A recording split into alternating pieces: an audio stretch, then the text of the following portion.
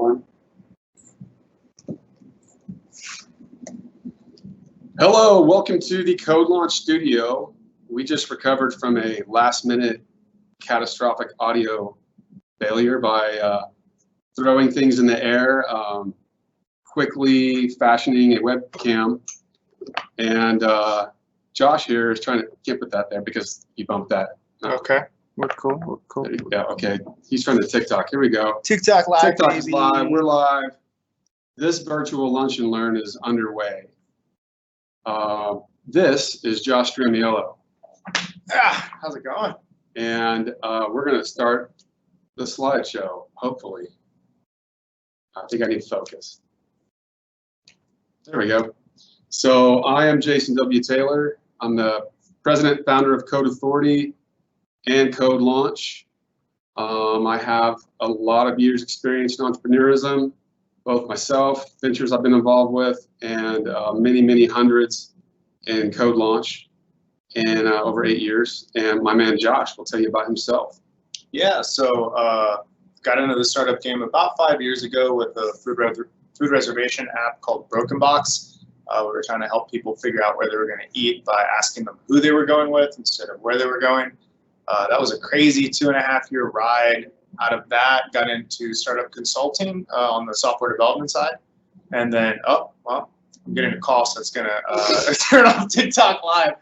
Can't do anything about that. We're not going to do TikTok Live. I'm going to focus on this live stream. I was trying to bring the 7,000 TikTok followers over. Maybe next time. Next time. Yeah, we'll schedule it better. And so did a bunch of software development consulting, and then over the last 1.5 years, I've been focused on the hotel space actually, and been a big fan of CodeLaunch for I think going on 4 years. I think this will be the 4th year that I've been involved in some capacity. I've helped a couple people apply. I had one of my ideas apply. It's an amazing event. I'm excited to be here talking about it. So I wanted to introduce Josh more fully. We actually, he approached us in the fall and said, hey, can I help with CodeLaunch? And I said, I need a lot of help with CodeLaunch. It's a lot of work and a lot of time, and the more people that want to help me, the better. So he decided to jump in, and his role is CodeLaunch evangelist. He's trying to raise awareness in the community about the event. I feel it. I love that title, by the way. Yeah. And also, he's going to be running a new program, which he really was the brainchild master of, the Afterburner program, which we're going to let him tell you about at the end. Yeah. So hopefully everybody by now is listening to this. You're munching on a sandwich, drinking a Dr. Pepper, and you're ready to learn some stuff about M.V.P. and execution and getting seed funding. I'm so jealous and envious of the people who are doing their quarantine and like they've kept their routines intact and like they're still eating lunch at 12 on the dot. Like my entire circadian rhythm has shifted like 6 hours. So like I'm basically a vampire at this point. Well, the good thing is we'll publish this on our YouTube and you can watch it anytime. If you're a night owl and you wake up at 3, I missed the virtual lunch and learn. Or you can have your 6 p.m. lunch and still watch it. You're having Grubhub deliver your pizza breakfast. So who is Code Authority? I'm just going to touch on this. If you don't know us, we are a software development technology consulting group here in Frisco, Texas. We can do a lot of things well. Design, UI, UX, DevOps, front end, back end, mobile app, project management, full service digital marketing, digital transformation, and you can see the rest of that stuff. Let me just explain why the slide is messed up. As I touched on at the beginning, our wireless audio setup failed with 5 minutes to go. And so my slide deck is actually supposed to have us live in the bottom right corner. And so you're going to see a bunch of awkward things in the bottom right corner. Just ignore that.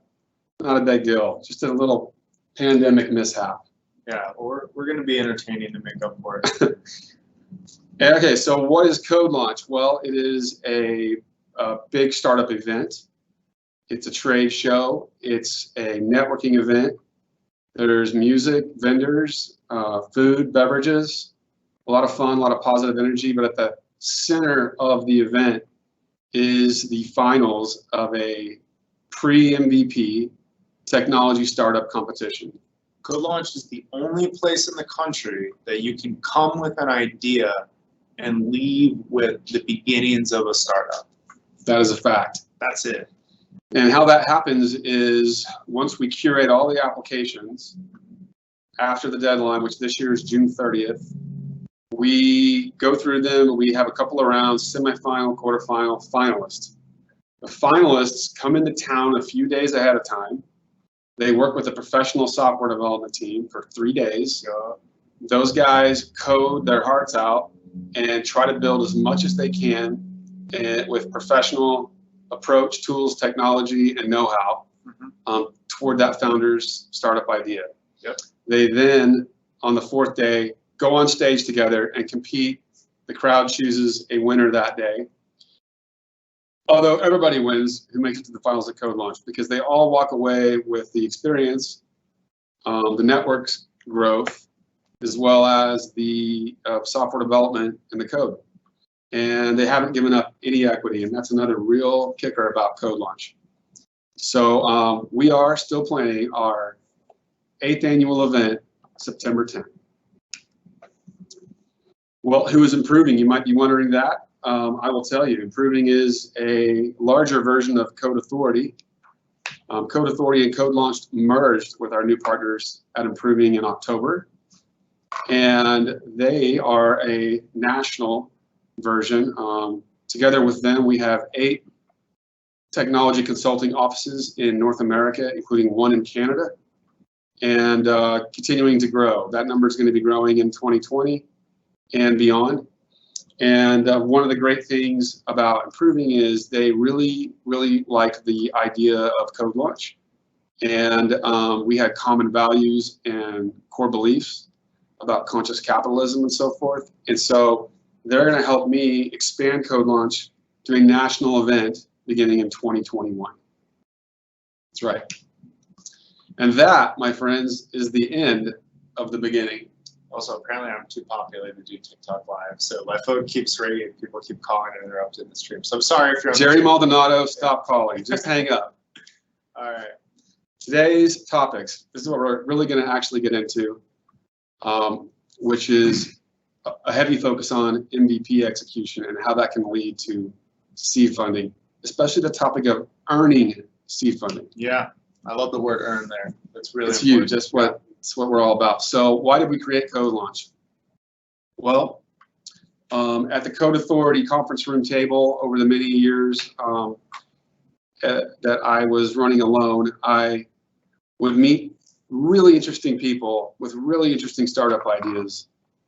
And they would find us to be a very intriguing vendor and want to work with us. And inevitably, at the end of the sales cycle, they would come back and say, can you do the work for free? Because I don't have funding yet. And I would say, no, I can't, because these are really expensive. These aren't offshore people. These are face-to-face, all But local. you like the founders. I love them. I would want to invest. Yeah. And also, I had just started Code Authority with 2 nickels by rubbing them together long enough. And I didn't have the scratch to actually pay for the overhead of the business, but also pay my team and invest in these groups. But the startup spirit is creativity and outside the box thinking. That's right. Okay. So there's I not decided, enough money. What are we going to do? I decided, can I give you some amount of software development for free? And I would do it, and then it would kind of work, or I couldn't do it because I was strapped under that time under a deadline or something, and they would go away, and then I'd find out later they made some terrible technology vendor decision, usually some kind of wild offshore gamble. PHP, baby. And they would end up in all sorts of bad outcomes. Lost faith from investors, blown through seed funding, code being held hostage, just crap, unworkable product. Inevitably, all of them ended up that way. Most of them, to be fair, most of them. So CodeLaunch. CodeLaunch was a way to take all of the founders that I might meet at a given time, put them in a pool, try to figure out which ones were the most interesting to me, but also to the public in an event setting, and then also which ones were primed for us to make the biggest difference if we did just a burst of coding for it. Yep. So that criteria is special. And so that's how we created CodeLaunch. And that's why we created it, to try to help these non-tech, tech startup founders avoid the technology decision pitfall. It's almost like the hackathon for the non-technical, or the startup weekend for the non-technical, specifically focused on that. And as somebody who comes from a non-technical background, I was philosophy and law, I really, really, really, really, really appreciate that kind of resource and the help being given to people who don't know how to code, and they feel like that's a tremendous barrier to seeing their idea be realized. So it's not just for non-technical founders. It's grown, and now groups, very sophisticated groups apply, and those are just as eligible as anybody. And we're glad that we now have national and international interest in CodeLaunch every year.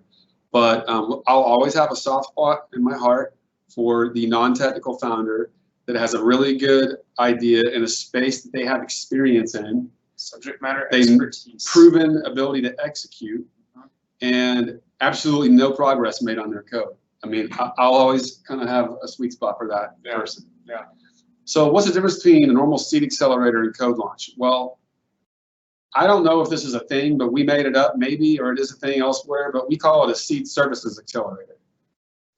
So I get partners and sponsors, including our own professional software development team, to pile a bunch of services on these finalists in the winter, and services that they need to get off the ground. So digital marketing, mentoring, creative, legal, professional software development, obviously that's the heartbeat of it.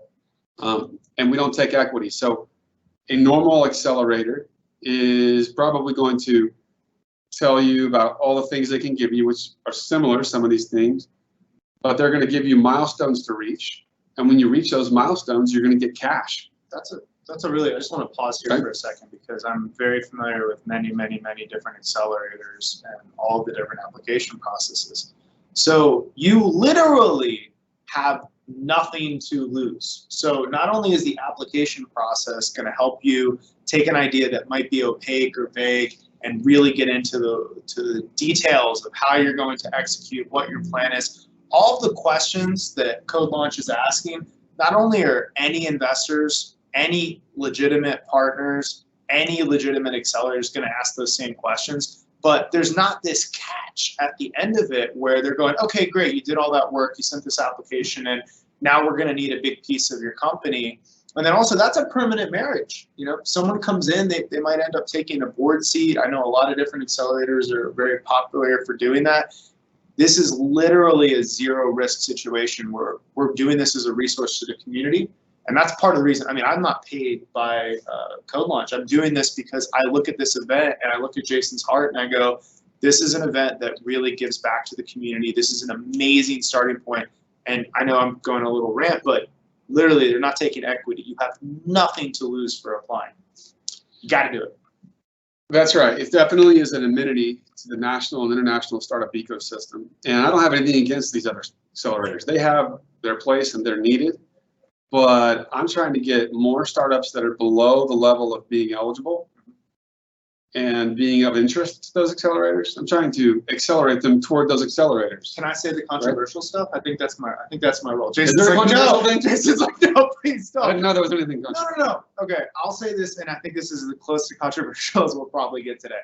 The people that get into accelerators, okay, are people that are, as a group, they're gonna be fine. Like, they're gonna make it. Like, if you look at the people that tend to be in the Y Combinator class, these are people that went to Stanford, MIT, Yale, Harvard. These are people that have tremendous access to networks already, and it's a multiplying effect. And there's nothing wrong with that, and I'm not attacking the system, but there is a gap where if you're in like Iowa right now and you're watching this, like, where is your community to go, okay, how do I get that inertia?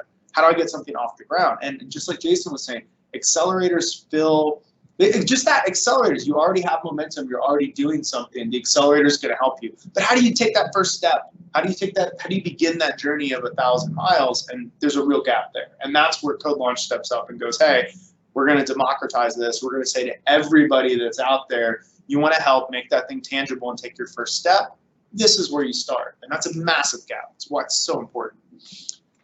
So Seed funding, that's what everybody's after. Everybody's after the first big round of cash that helps them really start to grow and expand and develop their product. My opinion and my experience is you have to earn seed funding. It's not like your idea is so good, your pitch deck is so good, and your delivery is so good that someone's going to write you a check. Yep. I really don't think that's ever going to happen to anybody unless they have massive credibility with a previous startup, right? Yeah. So if Elon Musk comes over here today and pitches me on a new harebrained idea, Napkin. I'm going to get my checkbook and I'm going to write him a check. It's like, I have this napkin. Say no more, Elon. But Where do I sign? but anybody else, you know, I need to see some execution before I write a check to you. So I'm going to tell you how some examples of how I've seen that happen and how it's worked very well in raising seed funding. So the first part of it is understanding what an MVP is. Everybody in the startup community that's been there and active for a while knows what that is, but it's important for me to cover it anyway. It's the minimally viable product. And with that, there's two parts to understand. First is minimally viable. What is that? It is the smallest version of your conceptualized product that a customer will pay and get use out of. You can assume that if they're going to pay, that means they're going to get use from it. But there's exceptions to this, because I can think of several different types of like B2C products where monetization comes later, where there's a marketing or ad-based model. You don't have to get money right away. But that's what your minimally viable product that you're trying to build should be something that provides the basic, fairly good enough service so that someone would pay for it. That's your goal. Or a component, or a fully fledged component of the thing that will eventually monetize. Like if you're building a marketplace, for example, you need to have an ability for vendors to put their items on the marketplace. Maybe they're not going to pay you day one, but if you can drive traffic, then you can say, okay, well, at this point, we're going to be able to charge for preferential listings, a la like Google Local or Yelp. But you have to build on that path. So here's this module where, okay, vendors can onboard. That's our MVP. And then, phase 3, we monetize. So the opposite of MVP will help you understand what MVP is. The opposite of MVP, which I still see, some of our clients try to do this on a regular basis. Not necessarily startup clients, like corporate clients that are building a tool for all their employees to use. And they'll overdo what it has to be because they're afraid they'll roll it out and people won't like it and it won't have enough things. That's a pretty room, right? That is a pretty room. That is a gold-plated room. If you have the budget. If you are the Prince of Persia, you probably can afford to MVP your startup concept. Everyone else can't. And so gold plating is fear-driven adding on to features which take time and money to develop, test, polish, and roll out, because you're afraid your product's not going to be received by the market well. And if you're trying to get to MVP and you're trying to raise seed funding, you need to take an alternate path, which is building the smallest, least difficult, fastest thing to build that has some value. So here's a graphic. If you Google MVP, you'll see graphics like this all over the place. We kind of came up with our own. So on the top there, you'll see somebody going through 4 stages, and they're building more and more things onto a product with an end goal in mind, but nobody's able to use it at step 1, step 2, step 3, or finally at 4. But at 4, a lot of time has passed, and they're rolling out something that has a lot of complexity.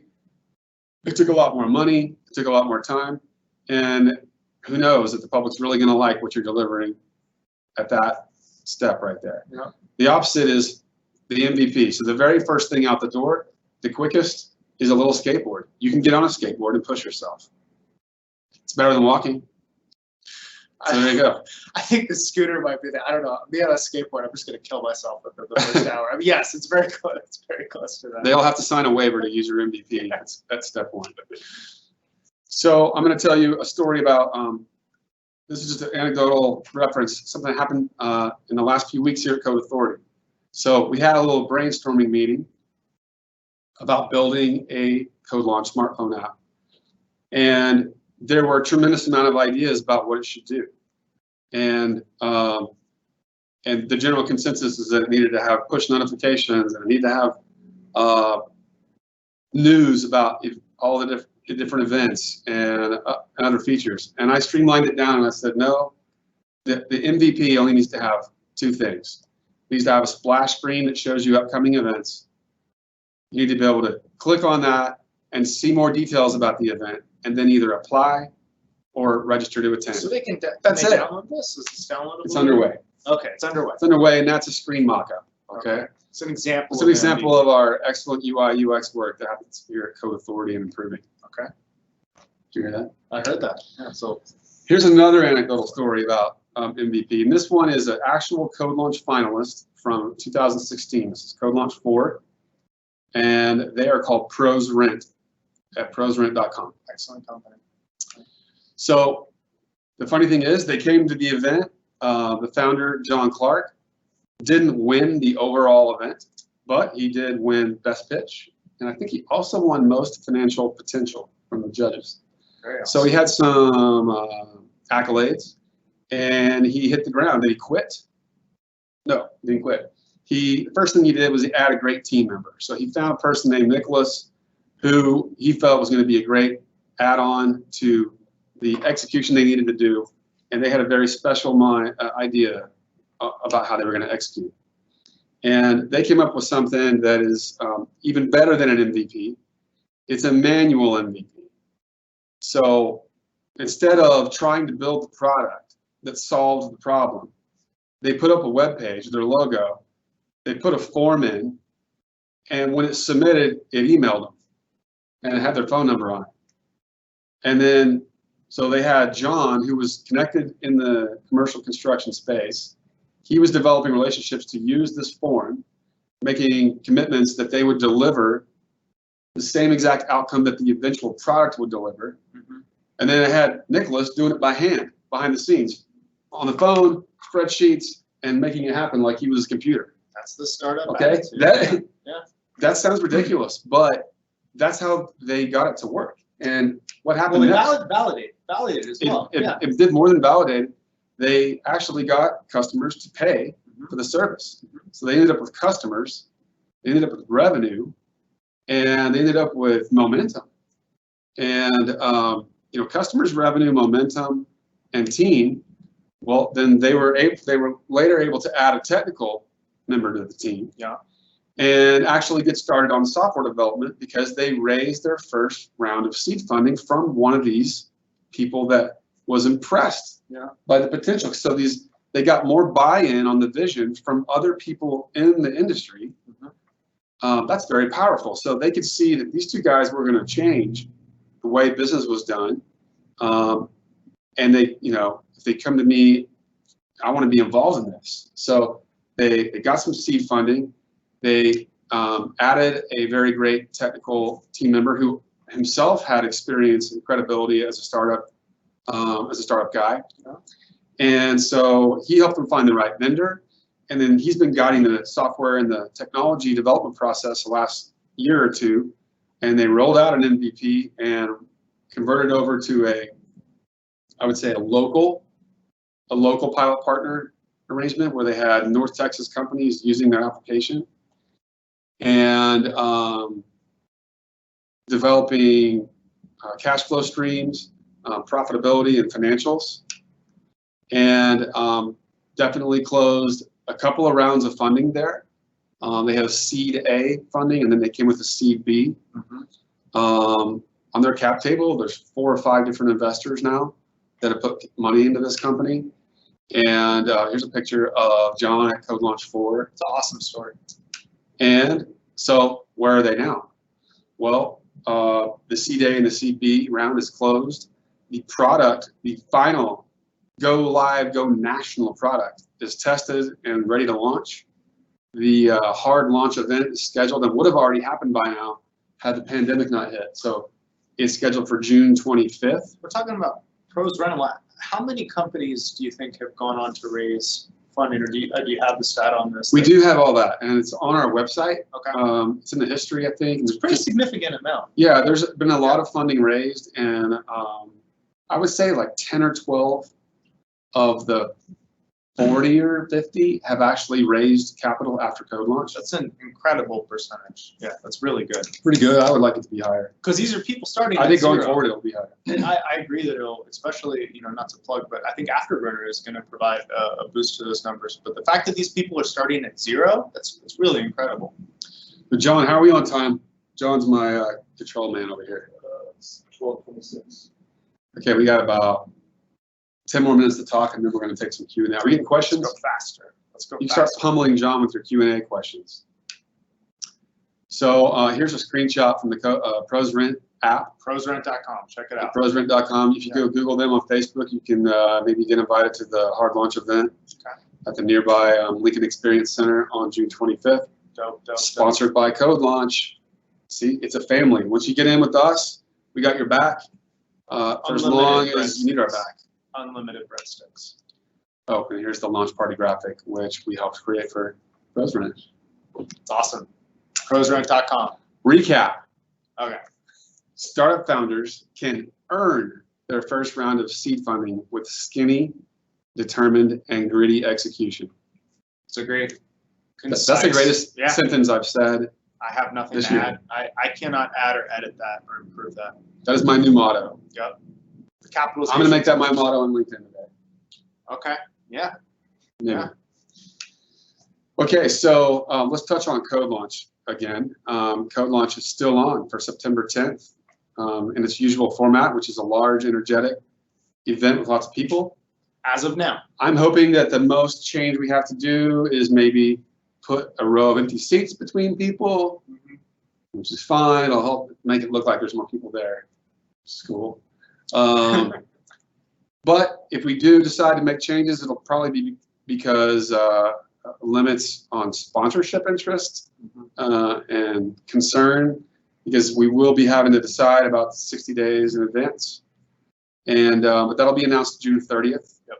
One way or the other, there will be some form of CodeLaunch this year. I promise you that. Yeah. And as of this time, we are still sponsored by our great local partner, UNT at Frisco. You know all about their new campus, which is under construction. 6,000 students and dorms and everything up here in Frisco, opening in a couple of years. Great sponsor. So that is the end of our slides, but I'm going to go ahead before I take Q&A. I'm going to ask you. Let's talk. Give the people what they want. Is that a word? Vamp? Talk about the afterburner. Okay. Let's talk about, I think, improvements. COVID has been at the forefront of everybody's mind, but Jason was doing some really, really, really interesting stuff with improving. One thing about CodeLaunch is every year I feel like it's gotten noticeably better. Like every year there's been improvements. It's not like, okay, well, this is what the event is. It's how it's always going to be. And so, the conversation that I had with Jason was, hey, I think CodeLaunch is doing a really good job. I think there's these two little tweaks that we can make that are just going to add on to what we're already doing. And one of those is, and the word, I see it in the deck, it's earn, right?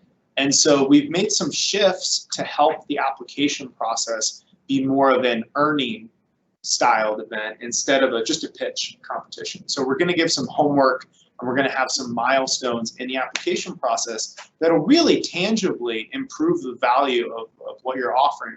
I've gone through the fundraising process myself a couple times. I've raised outside money and I've helped, I don't know, dozens of friends and startup people do it.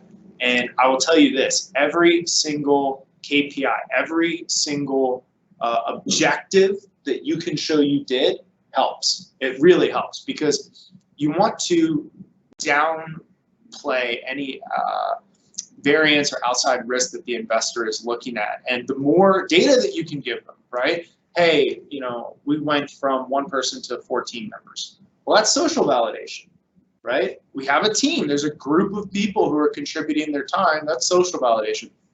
Hey, we don't have a product yet, but we have 200 people on this beta list.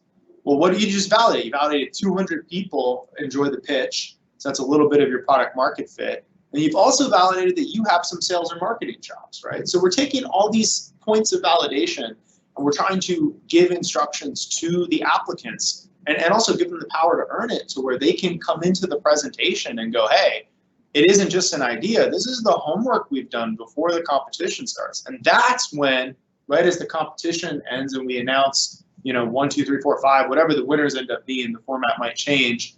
That's when Afterburner starts, which is the second big change. And that is, we're not just going to leave you. Let me recap on this, the pre-application. So Yes. during the curation process, what he's telling you is, if you make it to the quarterfinals, Yes. we're going to give you homework. Yes. And if you don't achieve it, you ain't making it to the semifinals. It's not going to happen. And it's going to be little things that a gritty, determined startup founder will achieve. Yeah. If you really believe in your concept, you're not going to be like, oh, homework like at school. You're going to be like, thank God somebody is stepping up and they're giving me direction and I know exactly what I need to do this week. And it's not frivolous. Again, this is not a dog and pony show. These are things that are going to provide real value to your concept, and it's going to be tangible value.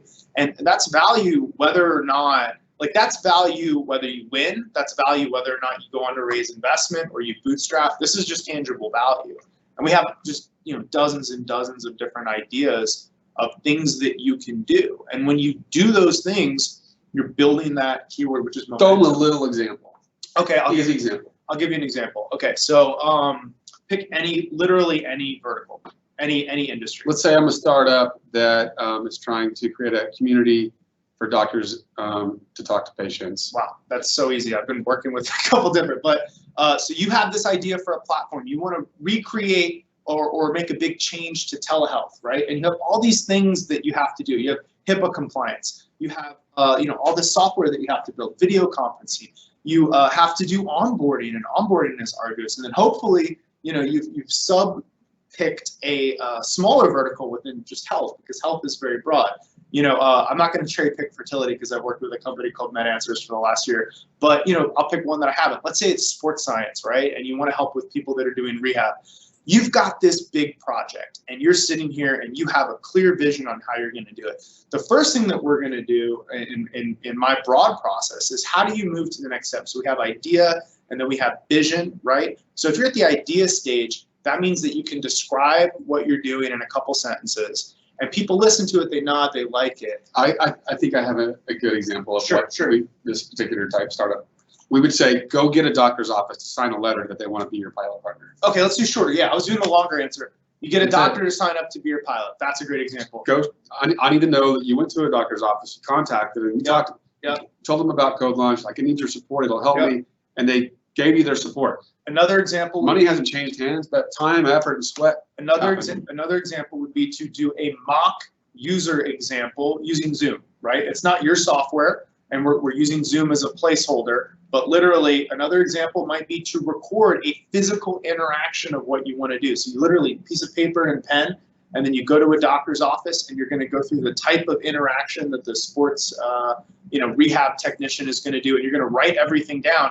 That manual writing is going to be the steps to automation later. You're building the materials that the developers will need to build a good automated product. Another example might be doing a, black flag operation or a pre-beta, where you build a really, really simple marketing website. If you spend 30 minutes on Wix or 30 minutes on YouTube looking at tutorials for Shopify stores, there's a million different ways you could do it. WordPress. These are things where a non-technical person can spend 30 minutes to an hour watching a video and put up a landing page. Yeah. And the landing page. Go register a domain and put up a landing page. Register a domain and put up a landing page. You are now so much more valid than you might have to spend a little money. Guess what? $8. Bootstrapping your way is part of earning seed funding. Yeah. Right? If you can't afford, and this. John, how many questions do we have? Seven questions. How much time do we have? Till 45 minutes. We have 10 minutes. 10 minutes. Okay, good. Yeah. Continue. Now, tell us about Afterburner. Afterburner. So after you've won the event, yeah, the crowd voted for you. Yep. You won CodeLaunch. Yep. Confetti. Handshake. Congratulations, you won. You won the right to do more work. Guess what? That's when Afterburner starts. Yeah. So what we're going to do with Afterburner is we're going to have weekly meetings individually with each of the startups, where we're going to help them create KPIs and we're going to help them create action items to where everyone they have, so if it's a solo founder or 2 founders, we're going to help them recruit a team. Once they have a team, we're going to help them project manage. We're going to help them communicate, set up tools like Slack, Trello, the Asana suite. Okay, so now they're working. Ideally, you know, they're getting efficiencies, whether they're in a physical office or whether they're remote because of COVID. And now each week, okay, what milestones did we hit so that we're going towards that next goal? Whether that goal is a customer base and revenue or raising capital or large scale partnerships, we're going to be helping you for about 90 days. And then at the end of that, we will crown the total winner. TBD on super cool extra bonus prizes. Afterburner is an additional 90-day competition that happens after CodeLaunch. Yep. And there will be a winner of that. That might not be the winner at CodeLaunch. Yep. And everyone's a winner if they do it. All the companies will be significantly better off than if they hadn't done it. But there will be one winner. That's true. But there will be one winner. But we're going to recognize one who's done the most. Yes. And that'll be probably in some social. Yep. And future code launches will always elevate and talk about the past. So that's how CodeLaunch is changing this year, thanks to my man Joshua Stramiello, our CodeLaunch evangelist, and Improving's backing is critical of that too. It's a so team. It's a team. It's a community. We're really happy with all of our partners. So let's go ahead and take our first question, John. Say it to me and I'll say it back. Okay, I think they can probably hear me on this. Think so? Yeah. So the first thing is a comment from Nikita. Nikita says, love the mission of CodeLaunch, pretty much levels the playing field for under-targeted groups. Yes. Yep. Yeah. So yeah, he said levels the playing field for under-targeted groups. I totally agree. That you kind of alluded to that because you know, in the startup and family office space, there are communities, universities that have heritage that give them access to that easier, right? I'm not one of those people. Does that surprise you? I went to the University of Oklahoma. I went to public high school. Yeah. By the way, University of Oklahoma is freaking awesome. Proof. Oklahoma. Proof. Yeah, I think I used to. Anyway, it wasn't Ivy League, okay? Not Ivy League. It wasn't Stanford. Is Stanford part of the Ivy League? I think they are. Yeah, I'm pretty sure. If they're not, like, no, top 3. They're not Ivy League, but they're like Google this. They're like functionally equivalent. We need the Joe Rogan sidekick who Google. Anyway, next question. Thank you, Nikita. Pretty sure Stanford's Ivy League. So can you reiterate, when are you going to make the final decision, or if there is going to be a live event this year, or is that decision 100% final? The decision is not final, and I haven't even decided it yet. When I think about it, I get angry that I have to think about it because I don't want to think about it. Next I want question. to have CodeLaunch. It's evolving. I want to have a great, big, loud, rock and roll, energy, startups competition with people. But we're going to be data driven and also there's regulations and stuff. Yeah, I'm going to obey the law. Yeah. I'm going to obey the mayor. A lot is outside of our control. And the other part of that was, when are we going to decide if there's going to be any changes or not? I will decide it on June 30th. Yes. If I can decide it sooner and announce that it's totally like normal sooner, I will do that too. But there are I'm probably going to wait until June 30th to get the most information possible. Yes. Next question, my man.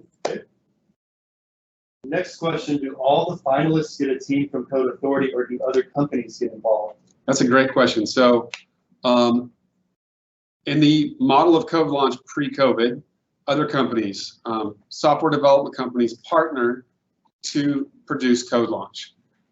At first it was Code Authority, then I got Improving involved. Improving liked it so much, they bought CodeLaunch. So, I mean, yes, we're going to have more software companies this year. That is probably the single biggest challenge caused by COVID's disruption to our technology consulting space. Technology consulting is one of your heavily hit, heavily damaged sectors by this pandemic. Yep. It's starting to get better. Will it get better enough by June 30th that I have buy-in from other companies? I don't know. So that is probably one of the biggest question marks and limiting factors. In the future, definitely, I think we're going to get widespread support from every community that we do this in. Yep. Thank you. Next question. Next question. What are some of the biggest fails or missteps that you've seen? Like, do you think that means like from other startups in general? Yeah, I'll interpret that to be in the startup industry. I think the single biggest thing that I have seen again and again and again, which is something I've been guilty of at different points in my career, is a founder who thinks they know what the right thing is and is not willing to listen to other people or data. And if you have okay, I know what we're going to do, I know where the mountaintop is, and you don't listen to other experts, you don't listen to, just customers, users. People who don't take feedback, I think, is the single biggest thing that I see again and again. It leads to a lot of wasted time, a lot of wasted money. Sometimes you see people spending their entire budget building something they never A/B tested. They spend their entire budget building something they got no user feedback on. Or when they did get user feedback, it was terrible. That's where I see the most waste. Inability to get feedback, and then I guess like arrogance or overconfidence in the initial vision. That's the biggest one that I see. I'm gonna draw back to the original reason I created CodeLaunch, which is that I saw people that were motivated, had credibility, had a good idea, but they didn't have experience executing a technology build project. They didn't know what made a good technology build vendor. And they didn't have enough money. And they decided they had to raise some money and got like $25,000 and had no choice but to find some offshore vendor to try to create the next step towards success. And I've seen that go wrong. I want to do another one too. Way more than it goes right. I want to do another one. This is my personal journey. So I see so many founders that get caught up in their identity, right? It's all me. I am the CEO of a one-person company or a two-person company. I am the founder, right? And they don't think of it as a project or a team. They don't see it as a cause. And so the more you make it about yourself as a solo founder or as the leader, the less other people get buy-in with you. And the startups that I've seen really kill it, people come together, there's an identity, there's a group, and everyone throws their weight behind it. So one of the biggest mistakes that I've seen is people not giving credit to their team, not empowering their team, not rallying a team, and then either through fear or just ignorance, making it about themselves. At the end of the day, you got to put the ego aside and make it about the project, make it about the problem that you're solving. Because the more you make it about yourself, the less other people are going to care. Because at the end of the day, we only care, about people that are self-interested so much that it's like, I got, a million Netflix shows to watch. I got other things to do. You lost my attention. So make it about the cause. That's a big one. Next question. Next question is, how many entries do you have so far this year, and is the quality the same compared to other years? We have 40. So the question was, how many entries do we have this year? And is the quality the same or better? The quality is definitely better, and we have 40. There was about a 3-week period when we got 0, which I think you know why that happened. Everybody on the earth was focused on much bigger, scarier things. They shut basketball down. What? So I don't know. I think that it'll really ramp up here in June, and so we still have 30 days. From the ones we have right now, I'll be honest, I don't look at every single one as they come in. I'm too busy. I really saved most of them for at the end. Yeah. But I've peeked at a few, and something that we did a couple of years ago was we added mock-ups in addition to your pitch deck to be a requirement to apply, which is part of that hustle requirement. And that has caused the level of applicant to go up significantly. Also, probably the number of applicants go down. The harder you make the application process, you're going to weed out people that aren't as interested or as committed. Yeah, and I'm also getting applications that have teams already put together. I love that. So on their slide, you'll see they got a technical person, they got a person with industry experience, they got a CEO founder, got an advisor. So next. Next question. So we've gone for 45 minutes. So. Okay, we've gone through 45 minutes. Overtime, bonus. This is the afterburner of this team's live event. We're going to answer a few more questions. If you have to go because you're at 45 minutes, thanks for no one watching. has to go. Where are you going? We miss Where are We you love We'll going? see you You're at a CodeLaunch. liar, fictional person. Okay, next question. Is the event open to youth and adults? Yes. Yeah, so if you look at our web page, I Who was think that you'll kid? Was see the kid last year? How old was he? he was 9. He was a 9-year-old in a lab. He was awesome. Our student finalist last year was 9 years old. 9 years old. So yeah, if you apply, it walks you through some questions this year, and that determines your category. There's 4 categories: youth. Yeah. So if the founder is a college student, high school student, or anything lower, yeah, then you will get stuck into the youth category. There's also a social change category, pure capitalism category, and then an international category. If you're thinking like, can I apply? The answer is yes. Yeah. Next question, can you give an example of one of those tasks a semifinalist would have to do? Just a small example so that they know how to prepare if they're selected. Yeah, I think we probably answered that before that question, after that question was asked, but throw up a landing page. Throw up a landing page. Throw up a landing page. Register If you don't have a domain. Yeah. Get 100 people to sign up for a beta. You know, go show me another mock-up because you haven't thought about this. You know, take constructive feedback, make changes. Go get a pilot partner to sign off that says I'll be a pilot. Set up a team Slack channel, have daily reporting on it. Things that you can do that you're going to need to do anyway. Nothing's going to be Mount Everest. Every single thing will be actionable and it'll be in digestible pieces. This is the last question. What all does the winner of CodeLaunch receive? What all does the winner of CodeLaunch receive? Well, that changes every year because usually at this point in the year, I know we're going to have an event. There's no threat to it at all. And I'm hustling to get sponsors involved. Mm-hmm. And I'm asking sponsors to give the finalists valuable services. So I'm going to go back to this M.V.P. one particular slide to answer this question. There's going to be a lot of stuff. You're going to get some type of M.V.P. hackathon with a software vending partner. There'll probably be other things like legal, CPA assistance and stuff that we're in the process of closing. It's pretty done deal. You're going to get a lot of press, and then you're going to get enrolled in the Afterburner program. So you're going to get to work with people like me to actually move your milestones forward. We don't need this. The slide's fine. We can answer that. We don't. There's also a ton of information on the website. So check out the website. Go to CodeLaunch.com. High fidelity, baby. I mean, the most important thing you get is a professional software team to grind out some work on your product. And then you get the experience and you get to walk away with it. You also get these other types of services. Yeah. And any one given year, somebody might come out of the woodwork and say, I want to help too, and get something new. There's literally, I defy somebody to show me a better ROI on your time than this application process and being a winner. It's gonna massively improve, your chances, which is all you can do. Is that the last question? That's the last question.